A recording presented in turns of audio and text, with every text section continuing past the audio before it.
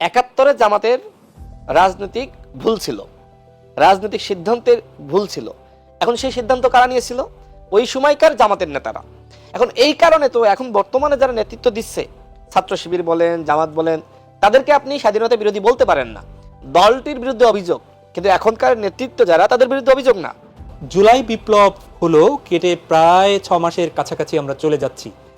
সেখানে এসে এই যে ফ্যাসিবাদ বিরোধী আন্দোলন যেটা ছিল, সেই আন্দোলনের ঐক্যটুকু কতটুকু আসলে আছে, আর মতৈক্য কিংবা অনৈক্য তৈরি কেন হচ্ছে? ধন্যবাদ আপনাকে। সকল দর্শককে গণ অধিকার পরিষদের পক্ষ থেকে শুভেচ্ছা। দেখেন, এই মুহূর্তে আসলে ঐক্য নাই বললেই চলে। আমরা দেখতে পাচ্ছি যে আমরা যারা রাজনৈতিক দল সংগঠন রয়েছি, আমাদের মতামতের পার্থক্য, এবং প্রত্যেকটা দল তার নিজস্ব যে কর্মসূচি, এজেন্ডা, সেটাতে আসলে বেশি মনোযোগ দিচ্ছে। আমরা দেখেছি যে অভ্যুত্থানের সময় সবার মধ্যে একটা ঐক্য ছিল। ঐক্যটা কি? শেখ হাসিনার পতন। এখন শেখ হাসিনার পতনের পরে বিশেষ করে যারা সামনে ছিল, তারা যদি চাইতো যে ঐক্যটা ধরে রাখবো, তাহলে সেটি সম্ভব ছিল। বিশেষ করে এই দায়িত্ব ছিল আসলে অন্তর্বর্তীকালীন সরকারের। কিন্তু এই সরকারের কয়েকজন উপদেষ্টার বিভিন্ন বক্তব্য, বিশেষ করে আপনার বিরাজনীতিকরণের বক্তব্য। একজন উপদেষ্টা বললেন যে 53 বছরে রাজনৈতিক দলগুলো কিছু করতে পারেনি, যা করার আমাদেরকেই করতে হবে। এবং অন্যান্য উপদেষ্টারা কেউ বলতে চায় যে আমরা 1.5 বছর থাকবো, কেউ বলে 2 বছর, মানে স্পেসিফিকভাবে আসলে কেউ কিছু বলছে না। রাজনৈতিক দলগুলোর প্রত্যাশা ছিল যে এই সরকার একটি রোডম্যাপ প্রকাশ করবে। এখনো পর্যন্ত আমরা দেখতে পাচ্ছি যে কোনো রোডম্যাপ প্রকাশ করা হয়নি। এই যে আমাদের সাথে অন্তর্বর্তীকালীন সরকারের দলগুলোর 3টা বৈঠক হয়েছে। দেখেন, এই বৈঠকগুলো খুবই সংক্ষিপ্ত সময়ের। বিশেষ করে একটি জাতীয় সংলাপ এই সরকার ডেকেছিল, ভারত ইস্যু, ভারত যে আগ্রাসন চালাচ্ছে এবং ভারত নানানভাবে অতীতে হস্তক্ষেপ করেছে। তো এই বিষয়গুলো নিয়ে একটি ঐক্যমতে কিন্তু জাতি আসলো, দলগুলো আসলো। কিন্তু বাকি যে বিষয়গুলো, আপনি কবে নির্বাচন দিবেন, আপনি কতটুকু সংস্কার করতে চান, আপনি কতদিন থাকতে চান, আপনার প্ল্যানটা কি, পরিকল্পনা কি, এগুলো যখন দলগুলো জানতে চায়, তখন এক ধরনের ধোঁয়াশা সৃষ্টি হয়। কখনো বলা হয় যে নির্বাচন 25 সালের শেষ বা 26-এর শুরুতে, আবার বলা হয় যে জুনের মধ্যে। তো জুনের এই সময়টাই তো আসলে রাস্তাঘাটে কাদা থাকে, বৃষ্টি থাকে, আপনি ওই সময় কি ইলেকশন করতে পারেন? এই যে রাজনীতি সম্পর্কে সেন্স না থাকা এবং এক এক ধরনের বক্তব্য দেওয়া, দলগুলোকে আস্থায় না রাখতে পারা, রোডম্যাপ ঘোষণা না করা, এই কারণেই কিন্তু এখন অনেককে সৃষ্টি হয়েছে। এখন দেখবেন যে জামাত, বিএনপি, গণ অধিকার পরিষদ এক টেবিলে বসালে কারোর মত কিন্তু এক হবে না। এখন এক একজন এক এক কথা বলবে। আমার মনে হয় যে আসলে যতটুকু ঐক্য আমাদের সৃষ্টি হয়েছিল, সেই ঐক্য আজকে ভেঙে পড়েছে এবং এর দায় সম্পূর্ণ সরকারের। এটি না হয় সরকারের উপর দিচ্ছেন, কিন্তু আপনার এর দায় সকল সরকারের আপনারা বলছেন, কিন্তু আমরা দেখেছি যে আগস্টের আগে কিংবা জুলাইয়ের আগে আপনারা এই যে ফ্যাসিবাদ বিরোধী আন্দোলনে যারা একসাথে ছিলেন, তারা বিভিন্ন ইস্যুতে একসাথে আপনারা কর্মসূচি পালন করেছেন, কোনো একটি বিষয়ে আপনারা কথা বলেছেন। কিন্তু আপনাদের মধ্যেও তো সেই ঐক্যবদ্ধভাবে আগামী বাংলাদেশ কি করে সাজাবেন, গোছাবেন, এগিয়ে নেবেন, রাজনৈতিক দলগুলোর মধ্যেও সেরকম কোনো বক্তব্য আমরা দেখছি না। দেখেন, আমরা যে 43টি দল, বিএনপি, গণ অধিকার পরিষদ সহ, আমরা ঐক্যবদ্ধভাবে হাসিনার বিরুদ্ধে লড়াই শুরু করেছি। এবং এই লড়াইয়ের যে সামনে থেকে নেতৃত্ব দেওয়া, সেটা ছাত্ররা দিয়েছে, এটি মানতে হবে। এবং শুধুমাত্র এইবার না, সেনা সমর্থিত ফখরুদ্দিন, মঈনুদ্দিন বলেন, 90-এর গণ অভ্যুত্থান বলেন, 69-এর গণ অভ্যুত্থান বলেন, এমনকি 71-এর মহান মুক্তিযুদ্ধ, প্রত্যেকটা আন্দোলনে ছাত্র এবং যুবারা সামনে থেকে নেতৃত্ব দিয়েছে এবং যারা সিনিয়র ছিল তারা পরামর্শ দিয়েছে। বাংলাদেশের আন্দোলনের ইতিহাস কিন্তু ছাত্র আন্দোলনের ইতিহাস। আমরাও 2018 সালের কোটা সংস্কার আন্দোলন করেছি। আপনি নিজেই বলেন যে আমাদের হাত ধরেই এই আন্দোলনের সূত্রপাত। কিন্তু আপনি দেখেন যে যারা এইবার ছাত্ররা, আমরা তো ছাত্র না, আমার পড়াশোনা আজ থেকে 7 বছর আগে শেষ হয়েছে, আমাদের সভাপতি নুরুল হক নূরের পড়াশোনা 7-8 বছর আগে শেষ হয়েছে। তো এই যে আমরা আন্দোলনের সূত্রপাত ঘটালাম, গণ অভ্যুত্থানের বীজ বপন করলাম, কিন্তু এইবার যারা নেতৃত্ব দিল, তারা কি একটিবারের জন্য বলে যে আমরা আমাদের ভাইদের কাছ থেকে অনুপ্রেরণা পেয়েছি? দেখেন, যখন 2018 সালে নিরাপদ সড়ক আন্দোলন শুরু হয়, তখন সেই শিক্ষার্থীরা বলছিল আমরা আমাদের কোটা সংস্কার আন্দোলনের ভাইদের কাছ থেকে অনুপ্রেরণা পেয়েছি।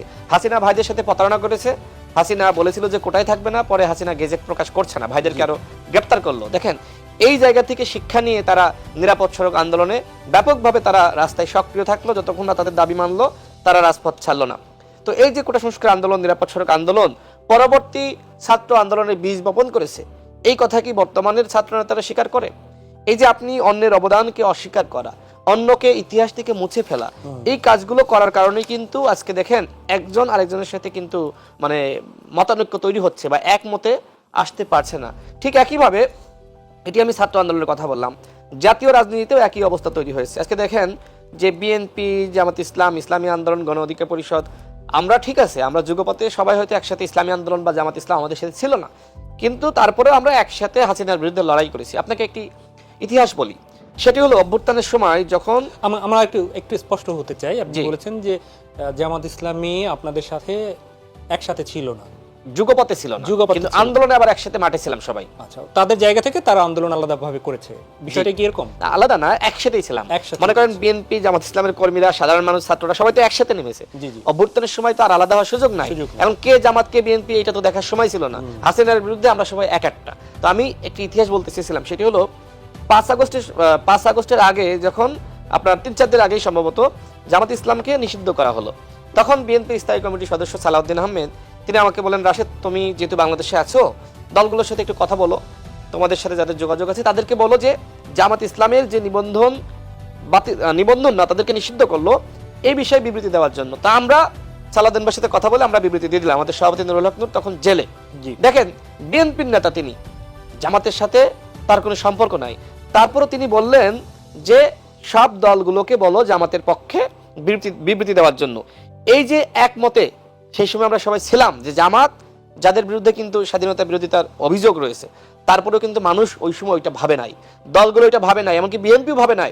বিএনপির স্থায়ী কমিটির অন্যতম নেতা সালাউদ্দিন আহমেদ আমাকে এই কথা বলেছিলেন, সবাইকে বিবৃতি দিতে বলো, সবাই কিন্তু দিয়েছে। আমি একটু ইন্টারাপ্ট করি, যেহেতু আপনি একা বলছেন, এখানে জামাতের প্রতিনিধি নেই, আমাদের দর্শকদের সুবিধার জন্য আমি একটু জিজ্ঞেস করি, এই যে আপনিও যেমন বললেন জামাতের বিরুদ্ধে অভিযোগ রয়েছে, এটি কি আপনি তাদের ব্যাপারে সেই অভিযোগ আমলে নিয়ে বলছেন?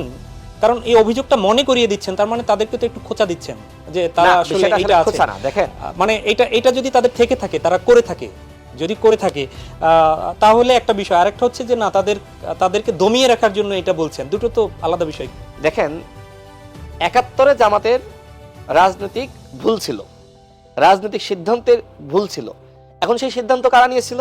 ওই সময়কার জামাতের নেতারা। এখন এই কারণে তো এখন বর্তমানে যারা নেতৃত্ব দিচ্ছে, ছাত্র শিবির বলেন, জামাত বলেন, তাদেরকে আপনি স্বাধীনতা বিরোধী বলতে পারেন না। দলটির বিরুদ্ধে অভিযোগ, কিন্তু এখনকার নেতৃত্ব যারা, তাদের বিরুদ্ধে অভিযোগ না। তারা তো নিজেই বলছে যে আমরা 16 ডিসেম্বরকে বিশ্বাস করি, আমরা 26শে মার্চ বিশ্বাস করি, স্বাধীনতাকে বিশ্বাস করি। এবং তাদের অনেক নেতার মুখে আমি শুনেছি যে ওই সময় আমাদের রাজনৈতিক নেতৃত্বের ভুল ছিল, এবং এই ভুল স্বীকার তারা অসংখ্যবার করেছে। আমি সেটাই বলছি। আপনার প্রশ্নে আসলে আপনি নিশ্চয়ই মেজর ডালিমের সম্প্রতি একটি সাক্ষাৎকার দেখেছেন। সেইখানটায় তার বক্তব্যের কিছু কিছু জায়গা কিন্তু জামাত নেতাদের বক্তব্যের সাথে মিলে যায়।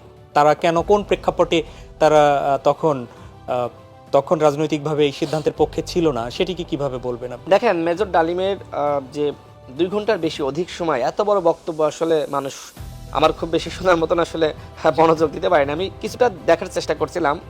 তো শুরুর দিকে তার যে বক্তব্য, তিনি কিন্তু স্বীকার করেছেন যে ওই সময় যারা পশ্চিম পাকিস্তানি ছিল তারা আমাদের উপরে শোষণ, নিপীড়ন, জুলুম, অত্যাচার করছিল। তার মানে যুদ্ধটা কেন হলো? কারণ আমরা যারা বাংলাদেশি ছিলাম বা পূর্ব বাংলার বা পূর্ব পাকিস্তানের, আমাদের উপর কিন্তু ওই ধরনের যে সমতা, সাম্যতা, ন্যায় বিচার তারা কিন্তু নিশ্চিত করতে পারছিল না। সে যে দলটির ব্যাপারে আপনি বললেন, তারা কি অস্বীকার করেছে এই অভিযোগগুলো? তাদের কোথাও কোনো নেতৃবৃন্দ কি বলেছে যে পাকিস্তান জুলুম করেনি বাংলাদেশের উপরে? না, আমি তো তাদেরকে দেখি যে তারা বলে যে পাকিস্তানের সময় জুলুম করেছে। তো আমি এই কারণেই বলছি যে দলটির বিরুদ্ধে অভিযোগ, ওই সময়কার নেতৃত্বের বিরুদ্ধে অভিযোগ, কিন্তু এখন যারা নেতৃত্বের জায়গায় তারা স্বাধীনতাকে বিশ্বাস করে। সুতরাং আপনি আপনার বাবা অপরাধ করেছে বলে সন্তানকে অপরাধী বলবেন, এটি হতে পারে না। তবে এটিও মানতে হবে যে এই স্বাধীনতা বিরোধী তকমা নিয়ে বাংলাদেশে কিন্তু জামাত খুব ভালো করতে পারে নাই। কারণ যে দলই ক্ষমতায় এসেছে সেই দলই কিন্তু তাদের এই অভিযোগ দিয়ে সবসময় কোণঠাসা করেছে। সুতরাং আমি মনে করি জামাত তার দলের সিদ্ধান্ত তারা নিবে যে তারা আসলে এই অভিযোগ আসলে কিভাবে ঘুচাবে। যেমন এখনো কিন্তু তাদের ঘায়েল করার জন্য এই স্বাধীনতা বিরোধী তকমাটা ব্যবহার করা হচ্ছে। আপনি যে মেজর ডালিমের প্রসঙ্গ আনলেন সেটা বিষয়ে একটু ক্লিয়ার করি। তো তার বক্তব্য, শুরুর বক্তব্য দেখেন, তিনি নিজে স্বীকার করেছেন যে ওই সময় আমরা শোষণ নিপীড়নের শিকার হচ্ছিলাম। তার মানে কি? তার মানে যুদ্ধ ছিল অনিবার্য, স্বাধীনতা ছিল অনিবার্য, এইটা নিয়ে কোনো বিতর্ক নাই। সুতরাং এখন যদি নানানভাবে নানান বক্তব্য দিয়ে আপনি বলেন যে স্বাধীনতা প্রয়োজন ছিল না, এটা ভারত তার স্বার্থে করিয়েছে, এটা আমি মানতে রাজি না। আপনি নিশ্চয়ই এখন দেখছেন যে এই যে অনিবার্য স্বাধীনতা অনিবার্য ছিল বাংলাদেশের জন্য সুতরাং কেউ অনিবার্য যদি ছিল। ইনিয়ে বিনিয়ে ওই পাকিস্তানের পক্ষে ছাপাই গায়, আমি মনে করি যে তার একটা রাজনৈতিক এজেন্ডা আছে, সেটা দেশীয় না, সেটা আন্তর্জাতিক চক্রান্ত তার মধ্যে আছে। সে ইনিয়ে বিনিয়ে এটি প্রমাণ করতে চায় যে পাকিস্তানে তো ভালো ছিলাম।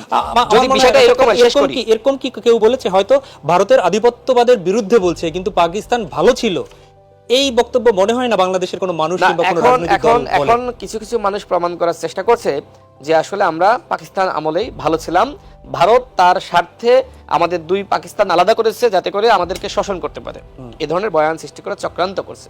কিন্তু আসলে বিষয়টা এরকম না। আপনি একবার কল্পনা করেন তো, আপনি একটি স্বাধীন ভূখণ্ড পেয়েছেন, আপনি একটি স্বাধীন দেশের নাগরিক, তো এইটা ভালো হইলো নাকি আসলে আপনি স্বায়ত্তশাসিত একটি ভূখণ্ডের নাগরিক হইতেন সেটা ভালো হইলো? নিশ্চয়ই আপনি স্বাধীন দেশের নাগরিক, সেটা আপনার জন্য ভালো। অবশ্যই। সুতরাং অবশ্যই আমরা এখন ভালো আছি, অবশ্যই। আমরা অবশ্যই স্বাধীন দেশের নাগরিক হিসেবে আমরা গর্বিত। স্বাধীনতা নিয়ে কোনো প্রশ্ন তৈরি করছে তো এখন, নানান মহল তৈরি করছে, পাকিস্তান পন্থী সাজার চেষ্টা করছে, কিন্তু এইটা আসলে করা যাবে না।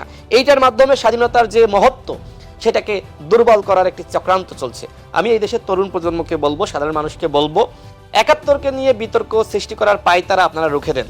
৭১কে নিয়ে কোনো বিতর্ক সৃষ্টি করা যাবে না। যদি আপনি বিতর্ক সৃষ্টি করেন তাহলে আপনাকে কিন্তু মনে রাখতে হবে এই ভূখণ্ডকে আপনি অস্বীকার করছেন।